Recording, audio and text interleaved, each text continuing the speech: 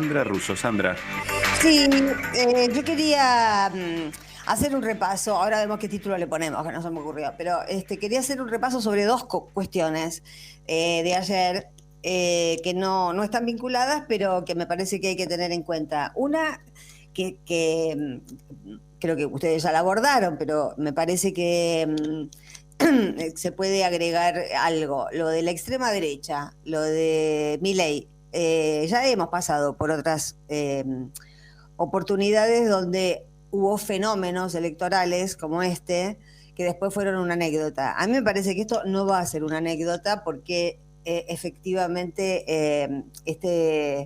esta persona, Milei, me cuesta, no sé cómo decirle, político, ¿no? Porque no es político, este, eh, ha llegado como una punta de lanza de otra cosa, y la otra cosa es Juntos por el Cambio. O sea, a mí yo lo vengo diciendo, no sé, hace como 6 meses que vengo haciendo columnas vinculando y alertando, me parece, porque el fenómeno desde el sobrevuelo se ve claramente. Empezamos la jornada con Macri con los guardaespaldas de Macri pegándole en el estómago a un periodista de la 750, después que el otro día le tiró la caña y el micrófono a uno de C5N. Es decir, Macri no se banca a hablar con nadie de un medio que no sea de él. Ahora solo va a comprar más medios y solamente va a hablar con los que ya estén domesticados para no preguntarle nada comprometedor o algo, o que le diga alguna palabra que él no entienda. Macri tiene un fuerte trasfondo fascista, no tan declarado como el de Milei, que justamente su papel, su rol, su función ha sido desinhibir esa parte del fascismo que sobreviene cada vez que la derecha se siente impotente. No cuesta mucho. Faltaba en el búnker de Milei ayer al tipo con plumas que entró al Capitolio. Digamos, todo lo demás era como una remake, que parece como si fuera algo muy original y en realidad es un producto en serie, la extrema derecha.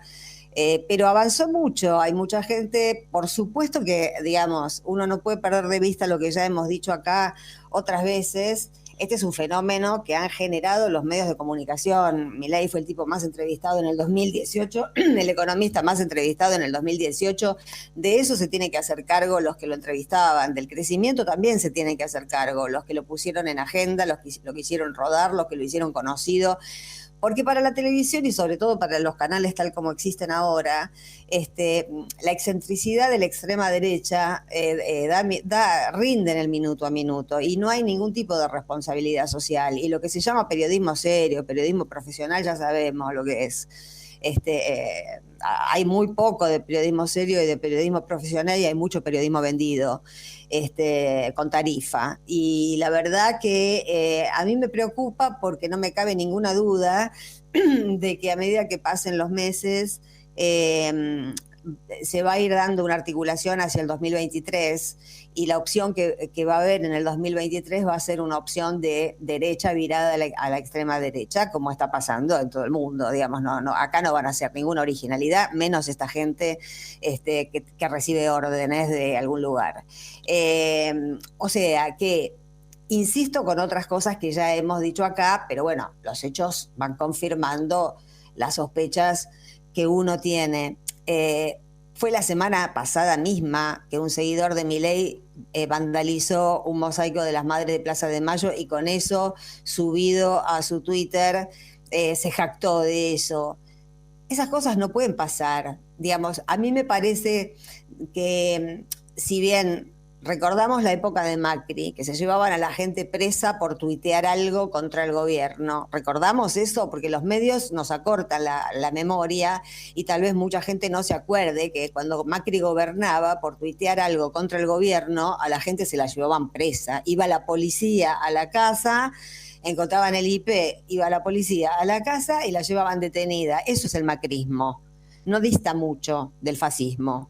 Entonces, ni un montón de cuestiones que podríamos enumerar acá y que parecen que o no tienen la relevancia que tienen o no han sido tan perversas como lo han sido simplemente porque las coberturas mediáticas o no existen o las suavizan, pero no, yo no veo, digamos, salvo la desinhibición, no veo demasiada diferencia en el ideario de la derecha macrista, que es trumpista, por eso les veo además la misma hilacha, que la extrema derecha que representa Milei y que está convirtiendo a la ciudad de Buenos Aires realmente en un huevo de la serpiente. Esta ciudad se va a volver cada día más invivible y yo creo que es necesario tomar medidas, es decir, todo lo que esté penado no puede ocurrir. Todo lo que esté, la instigación a la violencia, la instigación al delito, todo esto que ya sabemos que hace Milei porque es su show, es parte, ganó espacio y ganó popularidad diciendo cosas que no se dicen. Es totalmente incivilizatorio. Aunque sabemos que el fascismo fascina, tiene la misma raíz y el fascismo fascina, por algo genera en los desesperados o en los confundidos o en los alienados, si tenemos millones, porque tenemos el sonido ambiente mediático que tenemos, yo tendría, digamos, no lo tomo como una anécdota, lo tomo como una amenaza persistente, junto con lo que decíamos recién antes de que empezara la columna. La desestabilización no termina, nunca termina. Y por delante a eso se le suma lo que decía un mensaje de un oyente que leyó Romy recién. Si el presidente va a cumplir efectivamente, como dijo ayer, con lo mismo que había dicho antes de asumir, lo dijo en campaña, que los últimos serán los últimos son el subsuelo de este país, que no fue contemplado, que no recibió IFES, que no recibió, bueno, nada. Es ese 40% que vive en condiciones de pobreza. Y uno puede declamarlo fácilmente, los últimos serán los primeros, pero si uno está decidido políticamente y tiene además el poder y la obligación, la responsabilidad de hacer que los últimos sean los primeros, es imposible hacerlo sin confrontar. Eso no se soluciona llamando a una mesa de diálogo. ¿Desde cuándo el macrismo dialoga? Nunca dialogó. No quieren diálogo, porque no quieren. ¿Para qué se hacen las mesas de diálogo en los países serios? Para que el país, por el bien común, para que haya algunas políticas de Estado que se mantengan firmes para que la población no sufra. Pero en la agrupación de Juntos por el Cambio nunca interesó que la gente sufriera. Pasamos 4 años sufriendo como de distintas maneras y cada uno o por la censura o por el hambre o por la precarización laboral o por los gases o por el recorte jubilatorio o por la dolarización de las tarifas o por los créditos UBA o por una infinidad de cosas que uno puede enumerar. Todo ese volumen de sufrimiento fue la herramienta para que Juntos por el Cambio gobernara, para satisfacer a sus mandantes, que ya sabemos quiénes son los que están llevando el dólar, lo quieren llevar no sé, a qué techo. No tienen techo si se trata de desestabilizar. Eso no va a parar. Entonces tenemos que estar preparados para que esa militancia que fue a full durante estas 2 semanas o 3 semanas, no abandone, no cuelgue los trapos, digamos. Hay que seguir aguantando los trapos y va a haber que seguir aguantándolos y hay que tener training de resistencia, porque las cosas, si bien salieron por suerte, ¿no? Todos dormimos, yo dormí pésimo, pero el día de ayer fue un día de muchos nervios porque estaba en riesgo mucho. No era una elección de medio término común y corriente en una democracia común y corriente. Primero que no tenemos una democracia común y corriente porque nos falta un poder, nos falta el poder judicial que se acople a la democracia, tenemos una Corte Suprema que da vergüenza, tenemos muchos jueces, sobre todo del fuero federal, vendidos al delito y protegiendo a delincuentes. Y además de haber encarcelado a inocentes, eso no se arregló. Y por eso me vino a la memoria del último gobierno de Cristina. El primero fue distinto, pero en el segundo, cuando las cartas ya estaban echadas y la ley de medios ya estaba presentada, fue imparable el ataque de desestabilización. Cuando no era por un lado y se lograba tranquilizar un ataque, venían por otro lado.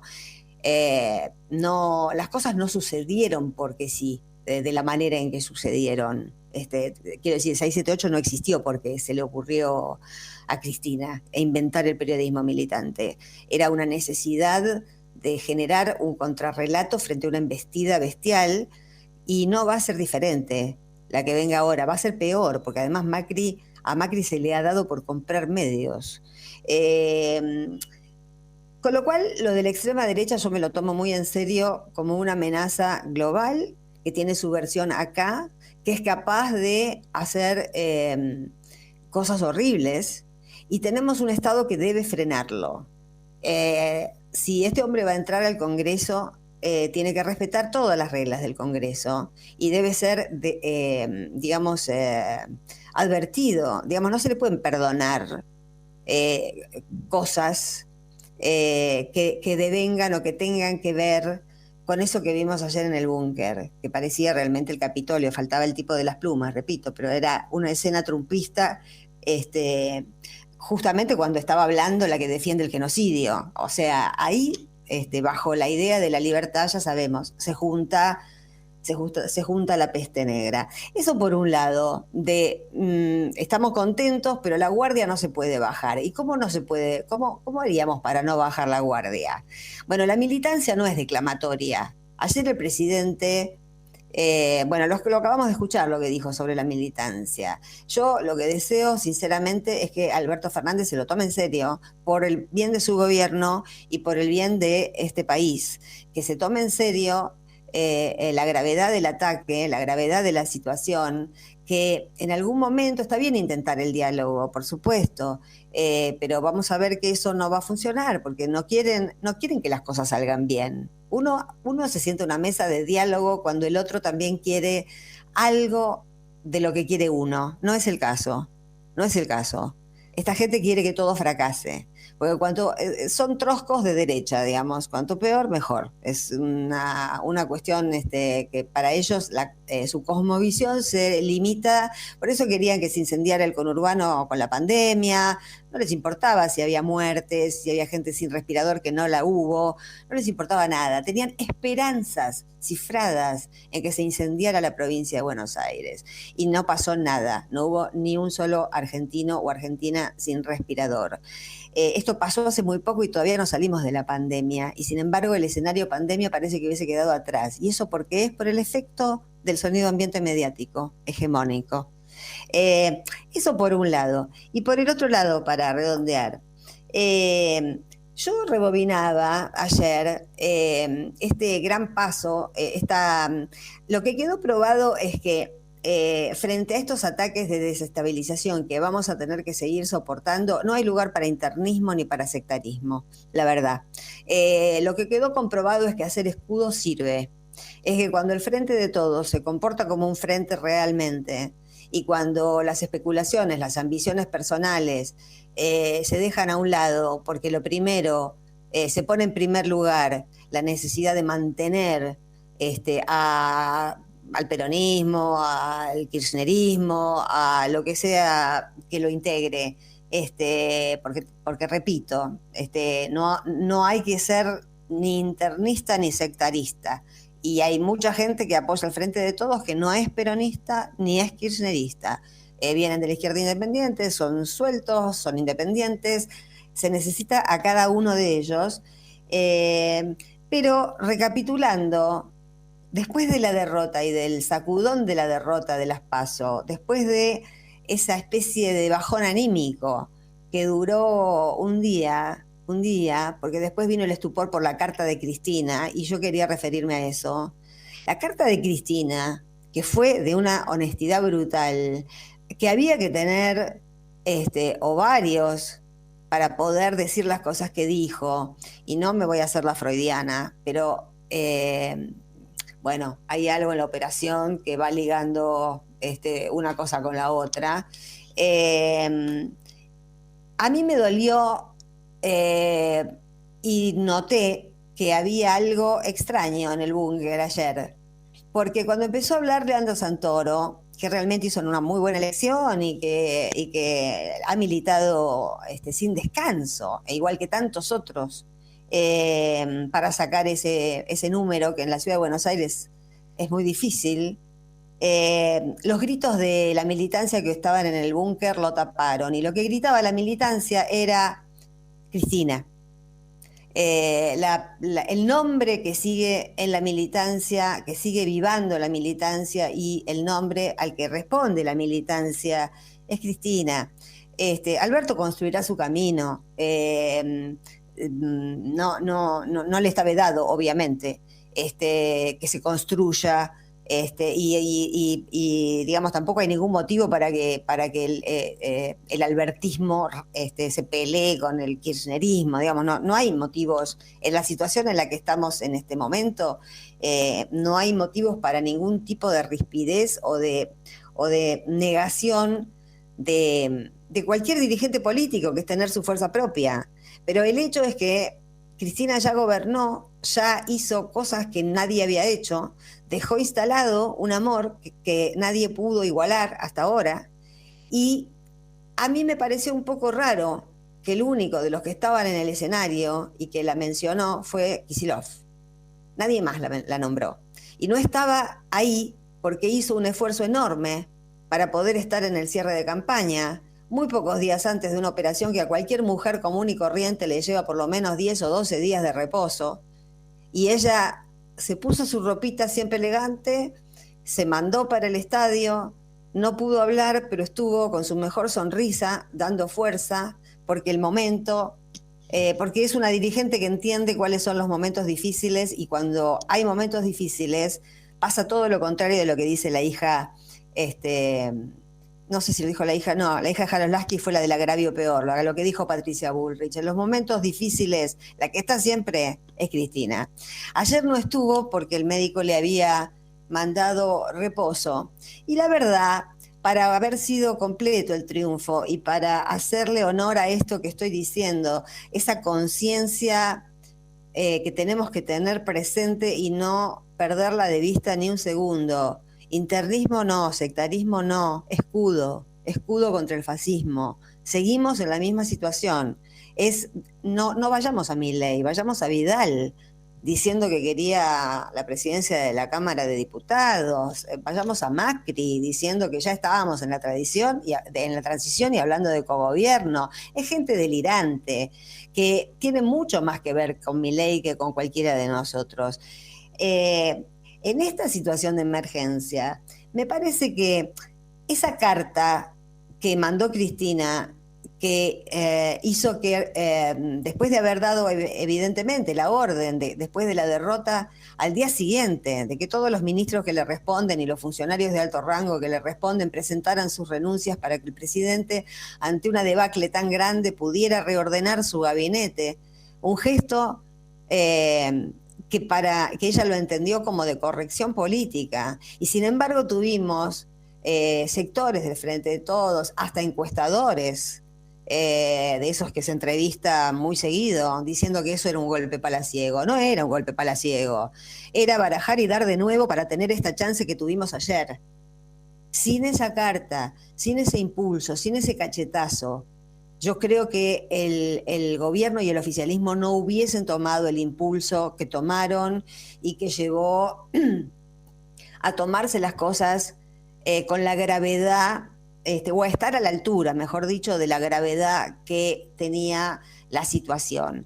Se perdió, pero se revirtieron muchas cosas, y yo creo que deben ser las elecciones de medio término de un gobierno que estuvo a cargo de la pandemia más exitosas, una de las más exitosas del mundo, de las que se han venido dando en los sucesivos países donde todos los oficialismos han perdido todas las elecciones. Acá tenemos la posibilidad, y porque hubo una excelente gestión de la pandemia, de partir de esta derrota, si querés, pero no se perdió, la mayoría en diputados, seguimos siendo primera minoría en diputados, y me incluyo porque no tengo, soy partidaria de decir desde dónde se habla y no estar simulando un lugar en la nube, en la nube de Facebook. Yo no estoy en ninguna nube de Facebook, estoy parada en un lugar histórico y hablo desde ahí. El hecho de que en un día de tanta alegría hubiese esa disociación entre lo que cantaban los que la habían sudado, los que habían laburado como bestias para llegar a este resultado, cantando, era el kirchnerismo el que estaba ahí abajo, no cabe duda, y esa disociación con esos candidatos y ese presidente que no la mencionó, que no la nombró, bueno, me dio un poco de pena. Me dio un poco de pena porque no es para nada irreparable, ni es nada grave. Son momentos de mucha, me imagino, si uno estuvo sin dormir, me imagino la tensión que deben haber tenido los que jugaban sus candidaturas y ni que hablar el presidente. Pero yo marco esto porque me gustaría, como a mucha gente, a los que estaban abajo en el búnker, pero a muchos también que no estuvimos en el búnker y que venimos de donde venimos, y que sabemos, y que lo decimos con mucho orgullo, que haya un poco más de gratitud con esta mujer. Porque la verdad, ayer fue un día muy alegre y Cristina no fue ajena a ese triunfo. Así que, bueno, nada, para adelante, tener en cuenta que el peligro continúa y que a Cristina le seguimos debiendo jornadas como la de ayer también.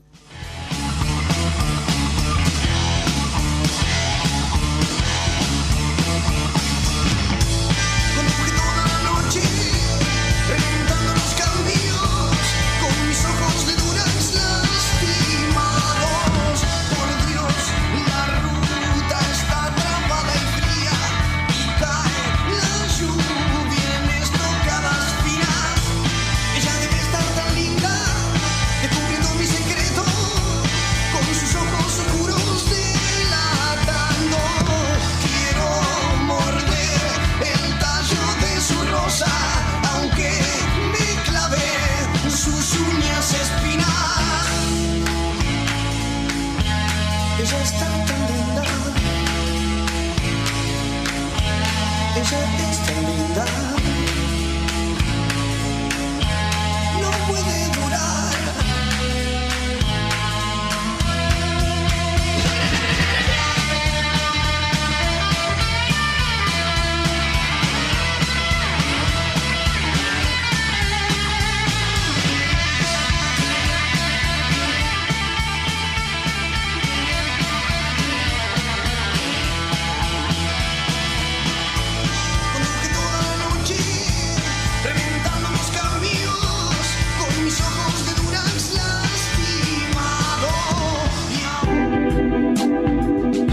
Transmite la 990. La 990. Siempre de tu lado.